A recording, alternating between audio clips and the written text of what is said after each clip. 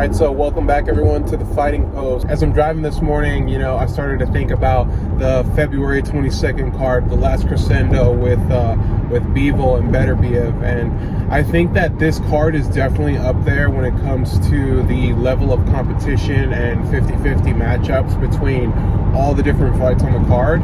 And so while I don't think that the fighters on this card necessarily receive the hype that they deserve, I think that this is going to be one of those cards that if you're like a true boxing fan, you're going to be enjoying the entire thing for the most part. So before going over the main event, I thought we should take a look at some of the matchups on the undercard, starting with the fight that's opening up the action with Joshua Buatsi and Callum Smith. So that fight is going to be contested at the light heavyweight division, I believe, and it's going to be for a WBO interim title.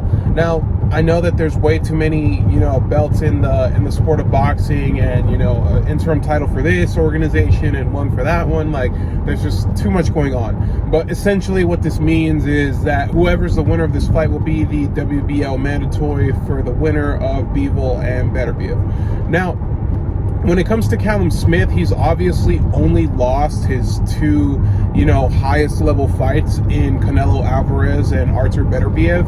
In both performances, I don't want to say that he performed extremely well. Like a couple of fights prior to the fight with Beterbiev, he had hit that one guy so hard that he started like convulsing on the floor. In his fights, leading up to the Beterbiev fight, he was getting a lot of knockouts and none of his fights were going the distance. And so we were all thinking, well, perhaps he's like weight drained from the super middleweight division, but that just didn't turn out to be the case. Artur Beterbiev was just like walking through the punches of Callum Smith, and while Callum Smith was more open and willing to engage in that fight, it just wasn't doing anything to Beterbiev. And so I don't know if it's a matter of us overrating Callum Smith's power, but his punches just don't seem to be as effective at a high level as they were in the previous division. But when it comes to Joshua Buatsi, it's obvious that the machine, like, with Matchroom DAZN and with Riyadh season, I think that they're definitely pushing for him to be the champion here. I believe that Callum Smith is also promoted like under Eddie Hearn and all that, but based on his last few fights, I think you can tell that Callum Smith is on his way out versus, the amount of popularity that Joshua Buatsi is building as of late. So when it comes to Buatsi, I don't think he has as much experience like on this high of a level, but in both of the fights that Callum Smith has lost, he's taken a lot of punishment. In the fight with Canelo, he kind of became a little bit shell-shocked and was just absorbing a lot of different punches, and some people like to attribute that to the fact that the turnaround for Callum Smith was rather short and that his training camp wasn't a full one. But I think that the style and power of Canelo probably had something to do with that. When it comes to Artur Beterbiev, it's obvious he's a monster, and so he just wasn't able to keep up with the pressure and the punches coming from him. But I think that Callum Smith, and I don't like to discredit fighters for their losses because at least they're giving us, the fights that we want to see. I just think that Callum Smith is a little bit past his best, and it's perfect timing for Joshua Buatsi to come and get a respectable name on his resume. So next up in the card, we have Big Bang Zhang versus Igor Caballel. For those of you that don't recall, Igor Caballel just beat Frank Sanchez not too long ago, and he's also the guy that knocked out, supposedly, Anthony Joshua during his sparring for Andy Ruiz that first fight. And so Igor Caballel has been one of those guys that, if you've been into boxing, specifically the heavyweight division, you've heard his name floated around a bit. I think that in this particular matchup, his style will blend really well with Big Bang Zhang. So Zhang obviously needs no introduction at this point. He dropped Joseph Parker multiple times. Some people believe that he won the fight against Filip Hrgović. When it came to the fight with Wilder, yes, it was a past his peak Wilder. He stopped him in a pretty devastating fashion. He also stopped Joe Joyce, the juggernaut, so in 2 consecutive fights. The first one could have been labeled as a fluke, when it came to that eye injury, but that second fight was just a complete train wreck. It was decisive. It was clear that Big Bang Zhang has, enough power to take out basically anyone in the heavyweight division. And so he kind of put a stamp on the heavyweight division with that fight. And when it comes to this matchup, I think this is a sleeper matchup because Big Bang Zhang, I mean, that guy is, fuck. When you want to talk about, like, you know, like boulders for feet, that guy is like stuck in sand, slow as shit. But his punches always seem to find a way to land because he's very unorthodox with his approach. Like, he's a slow puncher, but when they land, it's just like a bomb landing. I think it causes shock against his opponents when they realize how heavy of a hitter he is. But Iga Kabayel has shown to be able to take pretty good punches. He's able to dish out pretty good damage. And against Frank Sanchez, it's not a similar style to Big Bang Zhang at all. But my point is that Iga was able to show that he has stamina to keep up with the mover. And I think it's his stamina that will probably play a big role in this fight. I think he'll be able to box and move a lot better than Big Bang Zhang and be able to absorb some of the punishment that he's given. I mean, Iga Kabayel is one of those fighters that has basically been in sparring with most top heavyweights, and at this point, the amount of like experience he has at an elite level, I think will be pretty good. I think will show itself pretty well in this fight. And I know that most people probably have Big Bang Zhang winning, but I think this is probably going to be the fight that leads to an upset. I think Iga Kabayel is probably going to be the winner. I don't necessarily want to say by knockout. I think it's most likely going to go to decision, but I do see Iga Kabayel taking this one in what's going to be a very exciting fight. As much as Iga Kabayel likes to box, he's definitely more of a boxer puncher, and I think that this fight is going to be a very interesting watch when it comes to the clash of styles between both fighters. We already know Zhilei Zhang is there to just throw punches and land, like, you know, bombs in his China power, so there's no way this fight is a boring fight. So I believe following that matchup, you have Carlos Adames versus Hamzah Sheeraz. And similar to the Joshua Buatsi, I think that Hamzah Sheeraz has the machine going for him. I think Riyadh season is going to want him to win. Carlos Adames, while he does have more championship level experience, you know, I believe he fought Julian Williams, he fought and beat Sergey Deveryachenko, which is always a tough night out for anyone that's fighting him in the middleweight division. I think that Carlos Adames has almost like a bitterness towards the WBC, and I forgot to mention this is for the WBC belt at the middleweight division. I think that he kind of has a bitterness because of the whole like back and forth with Mauricio Sulaiman and, you know, Jamal Charlo holding on to the titles and not defending them, and Carlos Adames never really getting his shot for a few years. And the fact that Carlos Adames, you know, has been knocked down before, I believe it was against Patrick Teixeira, it just shows that, you know, he's able to touch the canvas. Like, obviously anything can happen in a fight, but when a fighter has been down before, it kind of inspires the other fighter, and it kind of gives them solace of knowing that they could probably damage their opponent as well. And Hamzah Sheeraz is no pushover. Like, he has a decent amount of knockouts when looking at his record, although what he lacks in championship level experience, I think he's going to make up for, because this fight is happening in essentially his home turf. So whenever fighters come from that side of the globe, I think they're a lot more used to like the time zones and the comfort of working in Riyadh season events. And I believe Hamzah Sheeraz has worked in Riyadh season events before. And I believe this is Carlos Adames' first time really joining, you know, Turki Al-Sheikh on this side of the globe. And I think there's a lot of pressure and a lot of getting used to when it comes to these type of events. I don't think that it's something that you just step into. And while different fighters have different tendencies and they kind of, you know, approach situations differently, I think the fact that Carlos Adames, you know, being relatively inactive the last few years and not necessarily, you know, keeping up with championship caliber fights, I think this is going to be one of those cases of the slightly older champion who's been wanting, you know, a big name on his resume, going up against a young, hungry lion that, you know, has the marketing machine behind them. And so if I had to pick a winner in this fight, honestly, I still want to go for Carlos Adames, but I'm giving it to him maybe like 55-45, you know, 60-40. I think that the way that this is set up is probably for Hamzah Sheeraz to take the win here. Following that fight, we have a very interesting fight, something that most of the boxing community has been looking forward to, and that's Shakur Stevenson versus, you know, Kid Austin, Flloyd Schofield, or whatever. When it comes to Shakur Stevenson, you know, for I believe he's a 3-division champ at this point. For as much accolades as Shakur Stevenson has, it's crazy how we still have so many questions about his capabilities. And that's because he'll give us a Jamel Herring performance, he'll give us an Oscar Valdez performance, and then he'll just completely shit on it with a performance like Edwin De Los Santos, or that one African fighter that he fought where he was just fighting, you know, extremely defensively. And I think that's the problem with Shakur Stevenson, is that for the most part his style isn't fan friendly.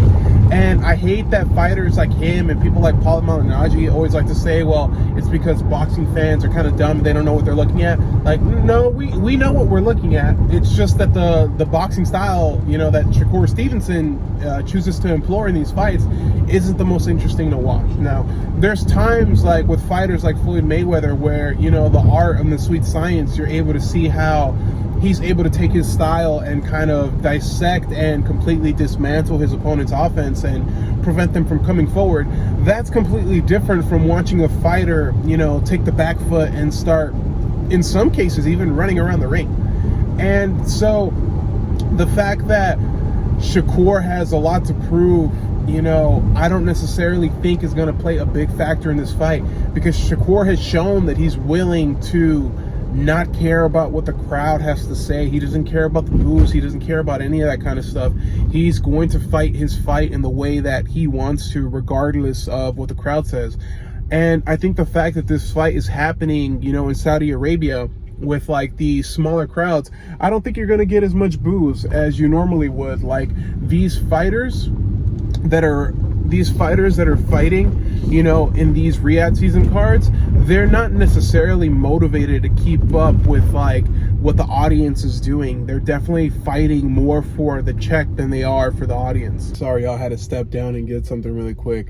I believe we were talking about Shakur Stevenson and Flloyd Schofield. So when it comes to Shakur, it's obvious he's shown that he's, you know, he doesn't give a fuck about the crowd. Like, he will put everyone to sleep if he has to. He doesn't really care, which, you know, kudos to him. Like, I think it's a pretty bold move to be able to approach a fight and just kind of say fuck the fans, which is I personally think is a pretty fucked up way to look at the sport. I mean, the fans are the ones paying for, you know, are the ones paying for these matchups when it comes to like the traditional like viewing experience. I understand that now that Turki Al-Sheikh is going to be the one funding these, you're kind of going to, you know, step away from caring about what the fans think. But I just think that from a longevity perspective, and especially when it comes to your overall fan base, I don't think you help your own cause when you like address fans that way.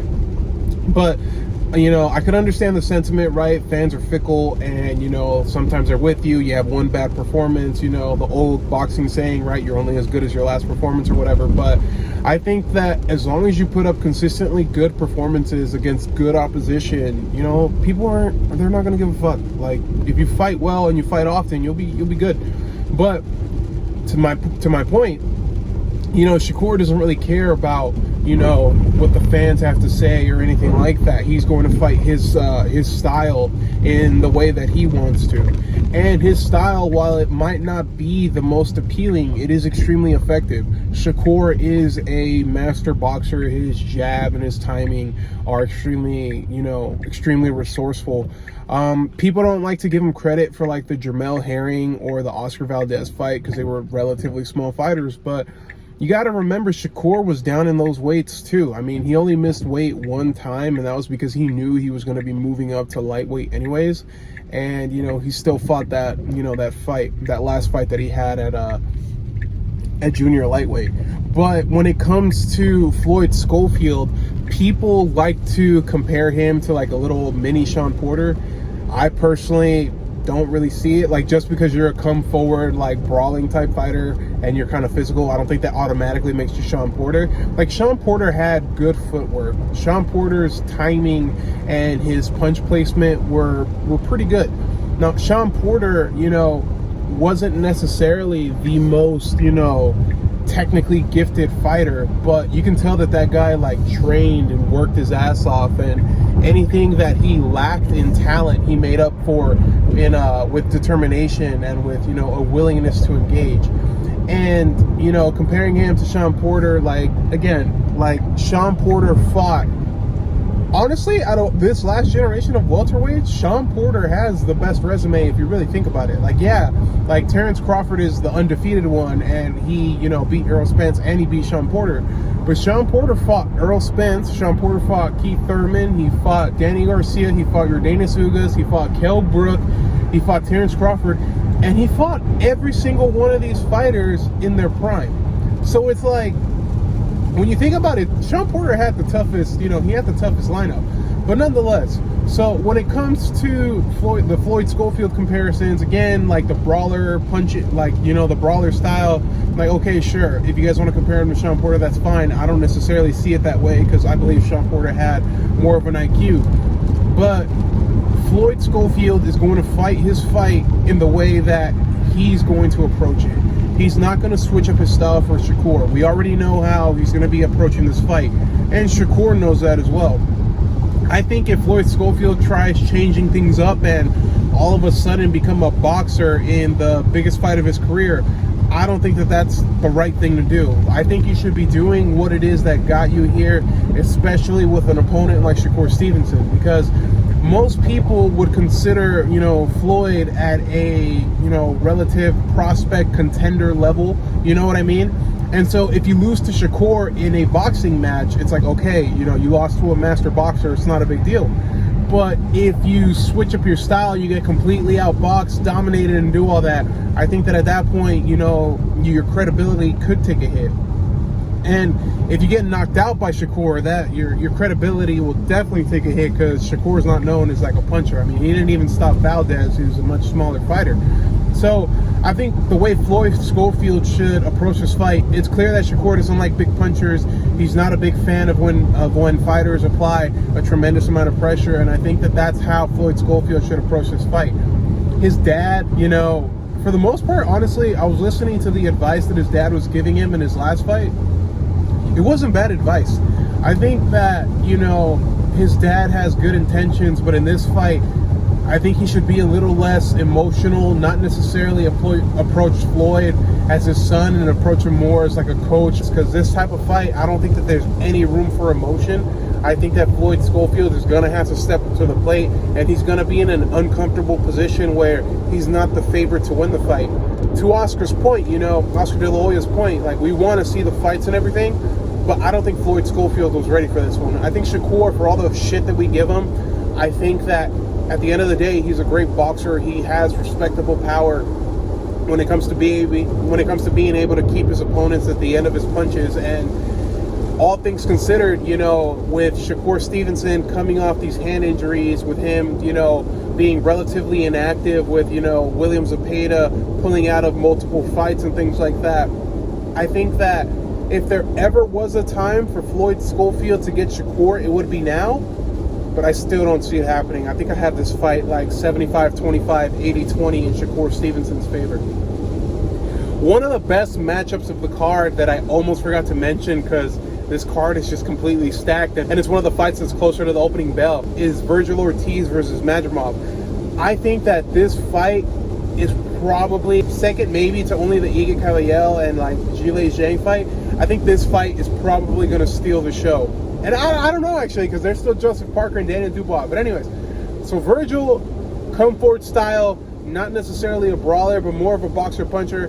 Israil Madrimov, you know, he fights in a very unorthodox, herky-jerky kind of style. He gave Crawford all that he can deal with in his last fight. And while I think that Crawford won that fight pretty clearly, it's clear that Madrimov, with only 11, 12 fights or whatever, it's clear that his style is going to be very tricky and a hard night out for just about anyone that he faces. And Vergil Ortiz has shown, you know, susceptibility to fighters that are able to time him and throw in between his shots.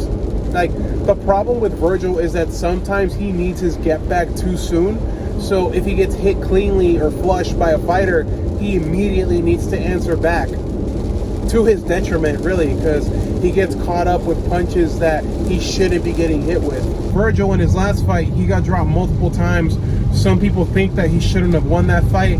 I personally had it a draw. I can see how, you know, Boachuk did just enough to squeak out a draw, but honestly, I'm not really that upset with the fight going either way.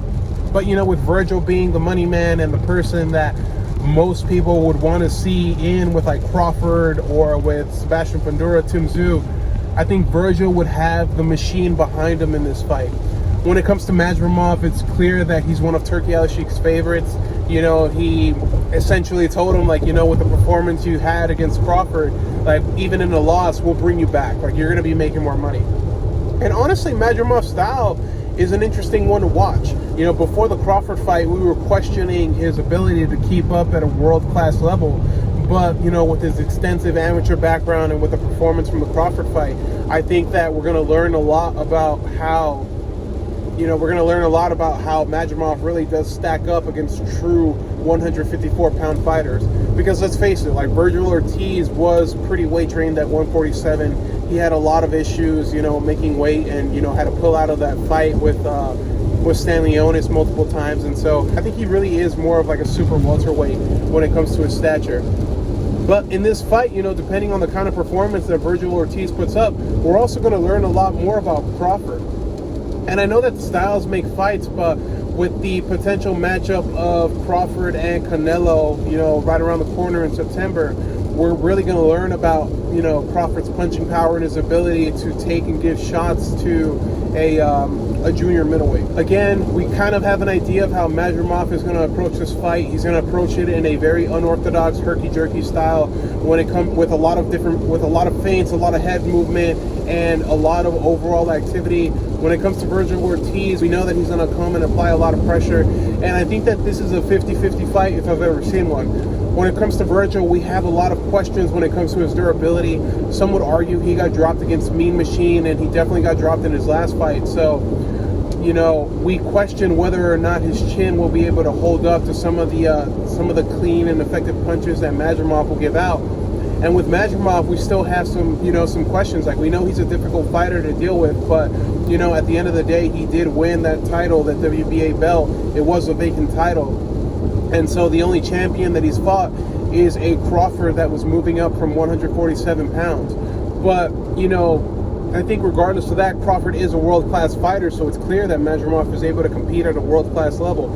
And I think that the clash of styles is going to be interesting because we know that Vergil Ortiz is going to be coming forward, and Madrimov will be playing, you know, will be cutting angles and playing into this, and we'll be playing into Vergil Ortiz's style, and we'll be right there for the punches to land and for the punches to miss, honestly, for the counters to land for Madrimov. So it'll be interesting to see how this fight plays out, and honestly, I really don't have a winner.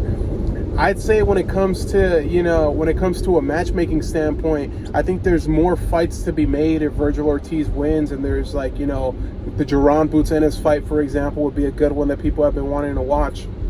And so I think there's more on the line for Vergil than there is for Madrimov, if that makes sense. And so I would have to pick Vergil Ortiz, but this is a pretty 50-50 fight, and we're going to be learning a lot about both fighters in this one. Another banger of a fight that, you know, is going to be extremely exciting to watch is Daniel Dubois versus Joseph Parker. So the Kiwi, man, like, the guy has had a complete 180 in his career, from, you know, losing his close competitive fight to Anthony Joshua, to losing that fight to Joe Joyce and getting knocked down multiple times, you know, coming back and fighting Deontay Wilder and fighting Zhilei Zhang and making it to, you know, the final belt. I think that Joseph Parker has had a pretty awe-inspiring climb up the ranks, especially, you know, with his coach Andy Lee and being in Tyson Fury's camp and everything like that. Joseph Parker, and, you know, we forget his age, right? We forget that this guy's also fought Andy Ruiz and actually, you know, handed him his first loss, whether you think it was controversial or not. Like, Joseph Parker has been in with some guys, right? He's someone that we've kind of learned to not sleep on. When it comes to Daniel Dubois, though, I mean, when you want to talk about upper echelons and a complete turnaround 180 of his career path, you know, when he got stopped by Joe Joyce and everyone was, like, making fun of him, to him coming back and, you know, giving Filip Hrgović, you know, the boogeyman of the division, his first loss. When it comes to him coming back and fighting, you know, when it comes back to him fighting Anthony Joshua and knocking him out in the way that he did after, you know, suffering his loss to Alexander Usyk, and, you know, some people saying that he quit that fight. you know, even though some people think that that low blow that landed was a valid punch, regardless, it was scored, you know, a low blow, and so, you know, we just have to let bygones be bygones with that one. Daniel Dubois has shown that he's going to be a tough night out for everyone that he gets in the ring with. And while most people would think that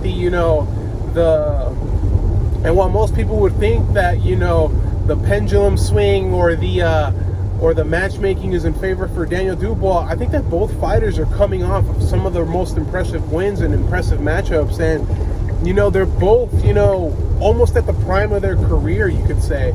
And I think that this is one of those fights that's really going to be a matter of, you know, a clash of styles. We know that Joseph Parker is comfortable fighting on the front foot, but he's more than happy fighting on the back foot. When it comes to Daniel Dubois, people are comparing him to a modern day Mike Tyson, where he's willing and able to come forward and apply a lot of pressure to his opponent. And so both of their styles kind of play into each other. Like, Joseph Parker is a pretty good counterpuncher, and when it comes to Daniel Dubois, he's pretty good at applying pressure. Honestly, while Joseph Parker is, you know, relatively young for the heavyweight division, for as long as he's been around, he has been in a lot of wars. When it comes to Daniel Dubois, I feel like, you know, he is coming into his prime just a little bit more than Joseph Parker. Like, if you had to rate both fighters on where they are, you could definitely tell that Daniel Dubois is coming into a class of his own, right? And Joseph Parker is as well, but, you know, I feel like Daniel Dubois right now has an aura around him. And again, I hate to go back to the matchmaking, but unfortunately with boxing, this is something that we constantly have to address, because we know that certain fighters, you know, call for bigger fights and there's more promotion behind them. I think that there's more money and bigger matchups if Daniel Dubois were to win. But I don't want to say that's the reason he's going to be the victor in this fight. Like, I can see this fight going the distance. I think Joseph Parker is a well-rounded enough boxer to make it to the final bell. And I also think that in the early rounds, he could definitely give Daniel Dubois fits. Like, Joseph Parker is not going to come out swinging and throwing crazy punches in the way that Anthony Joshua did. I think he's going to play the fight a lot smarter and play towards, you know, his benefits. And so I think that this fight is a 55, you know, again, these are very close matchups. I think that this fight is a 55, you know, is a 55-45, you know, 60-40 matchup for Daniel Dubois, but I wouldn't be surprised if Joseph Parker pulls the upset. I also honestly wouldn't be surprised if Daniel Dubois gets the knockout. Like, the guy has shown to have tremendous amount of power, and I guess this is my point. When it comes to these big fights, right, we like them because we can assume who's gonna win, but we really have no fucking idea, like, who's gonna win. Like, these are the matchups that we need. Like, that's why when we're like, you know, when it came to Anthony Joshua and Deontay Wilder, like, oh, like, you know, like when they were supposed to fight for Undisputed, like, no, half the fan base thought Anthony Joshua was just gonna, you know, be too technical for Wilder. Other people thought that if Wilder landed, then it's lights out for Joshua. Like, the truth of the matter is, unless we get the fights, we're just never gonna know. All right. So again, I have Daniel Dubois winning this in a close and competitive fight. Now, when it comes to the main event, so Bivol versus Beterbiev. So, full disclaimer, I had Bivol winning actually kind of comfortably the first fight. I had him 8-4, 7-5, but I could see why someone would score the fight for Beterbiev. When it came to applying pressure, Beterbiev, you know, was applying pressure a lot better than Bivol was towards the end of the fight. And Bivol kind of let those last few rounds go. Like, he wasn't throwing enough punches. I think he kind of suffered from what Lomachenko has been known to do in some of his, like, championship level fights, where he personally feels like he's very far ahead and he doesn't feel like he needs to go all out to secure the victory. And it only ends up working to his detriment. Like, Lomachenko had a slow start against Teofimo, and then he also had a slow finish against Devin Haney, and it honestly cost him the fight. So I think that's the lesson Bivol learned here. Like, you have to fight all 12 rounds. Like, you can't give up any ground here. And what people fail to realize with this particular matchup is that we were always talking about Artur Beterbiev's, like, age and, you know, him coming off of consistent injuries. But in this matchup, I think that what people fail to realize is Bivol has shown to be a pretty durable fighter. We've only seen Bivol hurt once by Joe Smith in their fight that happened a few years ago.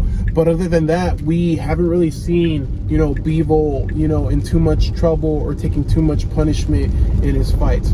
And so everyone that was picking Beterbiev to knock out Bivol, I think that was, a stretch when it came to like a pick. Mike Bivol's known as like a relatively slick, technical boxer that stays behind a constant jab and provides, frequent punches and output in order to keep his opponent busy. And when it comes to Beterbiev, like, yes, he's known as like a power puncher and someone that's always coming forward, but he's also shown a pretty good level of footwork and ability to cut angles and corner his opponent. And I think that this is one of those fights where you're not necessarily looking at the style of the fighters for a determination of who's going to win. I think this is really a case of who wants it more and who's willing to go the extra mile. Because in that fight, I think it might have been round 7 or 8, I can't remember the exact round, Bivol landed some punches that stunned Beterbiev for a quick second. And we don't even have to talk about Beterbiev's power, right? Like, Bivol was blocking a lot of those punches and his face was still swollen after the fight. So, so it's clear that Beterbiev has the power to hurt Bivol and Bivol has the power to hurt Beterbiev as well. But I think in this fight, the fact that it's happening so quickly gives me confidence that the age of Beterbiev isn't necessarily going to be a factor in this fight. I think that more than anything, both fighters are going to be approaching this a little bit more confident. In some of his interviews, Bivol has said that he doesn't necessarily care too much about the undisputed title as much as he does, getting revenge for the loss. And I think that that might be detrimental towards Bivol. Like, Bivol has not been known to be a fighter that approaches a fight in an emotional state. Like, he's very straightforward. Like, I'm gonna stick to my game plan, and my game plan is what's gonna get me the victory here. And so the fact that Bivol's talking about revenge, could be a detriment towards him. Now, again, it could be one of two things, right? It could be either he's extra motivated and is going to give, this fight his all, and he's going to fight for every single minute of every single round, or it could mean that he's going to fight a little bit more emotionally than he did the first time and throw some caution to the wind in a way that his fighting tendency wouldn't normally allow him to. When it comes to Beterbiev, I think he's shown that he's going to be stoic no matter what. He's going to approach this fight in the way that he's going to approach this fight. And I think that now that he's experienced the angles and some of the boxing ability of Bivol, he knows what to expect. Like, Bivol isn't a fighter necessarily that we've seen switch up styles too much.